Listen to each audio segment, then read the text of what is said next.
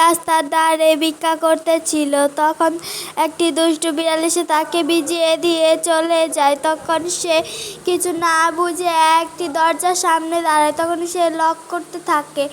তখন টমি ও টমির বাবা সেখানে খাবার খাচ্ছিল। তখন নখটি শুনে সে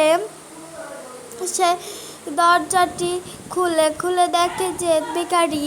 তখন সে কাঁকড়াটি তাকে দিয়ে দেয়। তখন সে খুশি হয়ে চলে যায়, কিন্তু টমি রাগে সব কিছু ভেঙে ফেলে। তখন টমির বাবা এসে তার সাথে অনেক রাগারাগি করে।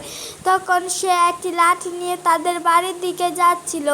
তখন দেখা গেল যে লিলি সব কিছু করে ফেলে, আর লিলির 2 বাচ্চাগুলো কাঁদতে থাকে।